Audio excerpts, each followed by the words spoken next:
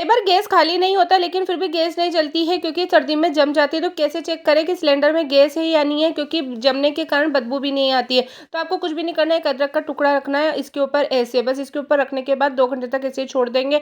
और फिर अगर ये गीला हो गया तो मतलब गैस है, अगर नहीं गीला हुआ, हल्की सी नमी के कारण गीला हो जाता है तो गैस रिसाव होने पे हो जाता है। अगर फिर गैस है इसके अंदर, देखिए गीला हो चुका है, अगर गैस है तो आपको गर्म पानी करके उस पे नीचे की साइड करेंगे तो गैस जमी हुई निकल जाएगी और आपका गैस चल जाएगा। तो ज़रूर ट्राई कीजिएगा। देखिए अदरक गीला है।